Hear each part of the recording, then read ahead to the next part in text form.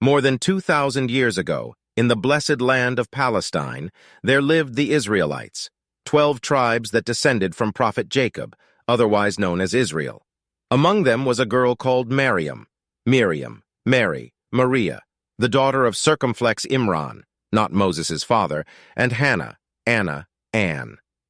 After her father's death, she grew up in the care of prophet Zechariah, the husband of her sister Elizabeth. By the age of 14, she was a devout and righteous young female. She became the highest-ranking woman in history, as stated in the Quran, al-circumflex Imran 42. One day, while fetching water by herself, Miriam was startled by the presence of a man. Terrified, she told him that he should not harm her if he feared God. He announced himself as the messenger of God, Gabriel, carrying good news of her bearing a boy who would grow pious and sinless.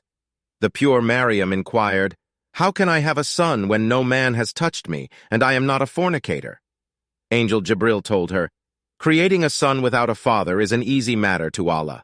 Allah will make your son a sign to mankind and mercy, and a blessing to those who believe in and follow him. Creating him is a matter that Allah has decreed, so it will not be blocked or changed." Angel Jibril blew the soul of Jesus into Miriam, and it went into her womb. Miriam became pregnant with Jesus, peace be upon him. Later, when the signs of pregnancy became apparent on her, her cousin Joseph the carpenter was disturbed and did not know how to interpret that matter. If he wanted to accuse her, he would remember how pious she was. If he wanted to assume her innocence, he would see the signs of pregnancy. So he asked her, "Tell me, would plants grow without seeds? Would trees grow without rainfall? Would there be a child without a male?" To all these questions, Miriam said, "Yes." Then she asked him, "Did you not know that Allah made the plants emerge without seeds the day He created them? Did you not know that Allah created the trees the first time without rain? Did you not know that Allah created Adam and Eve without a father or a mother?"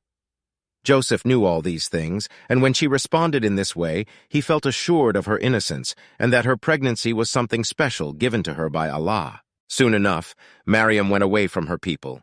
The pangs of birth led her to the trunk of a dead palm tree. Out of her shyness from the people and fearing they would accuse her of having done an ugly act, she wished she was dead and not a trace of her could be found. Angel Jibril called to her, comforting her. He told her Allah made a water stream run under her from which she could drink, and should she shake the trunk of the dead palm tree next to her, it would turn green and moist. Dates would fall down from which she could eat and be nourished. He told her when she faced her people with her son to tell anyone who questioned her about him that she had made a vow not to talk to any human for that day. That day, Miriam gave birth to her son, Jesus, peace be upon him. 40 days later, she carried him back to her people. They accused her of having fornicated. In response, Miriam pointed to her son, signaling to talk to him. They were angered at this and thought she was mocking them by asking them to speak with a 40-day-old baby lying in a small cradle. At this, Allah made Jesus speak. He said, "These are verses 30, 33 of Surat Maryam, and their meaning is, I am a slave of Allah. He will reveal the book, Injil, to me and make me a prophet. He blessed me wherever I am. He ordered me to perform the prayers and fulfill zakah as long as I live. Allah decreed that I will be kind, dutiful to my mother, and not arrogant with a bad ending. Peace was on me the day I was born, on the day I will die, and on the day I will be raised alive again." When Miriam's people heard that, they refrained from harming her or Prophet Zechariah, about whom they had made ugly accusations.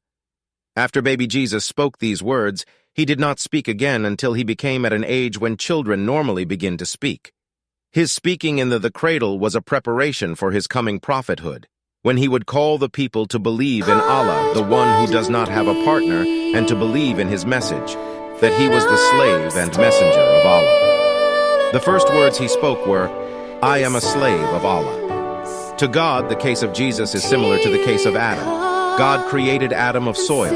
He also created Jesus. He willed for him to be, and he was. It is not befitting to God to have children. There is none in the heavens and the earth but will be resurrected by Allah as a slave.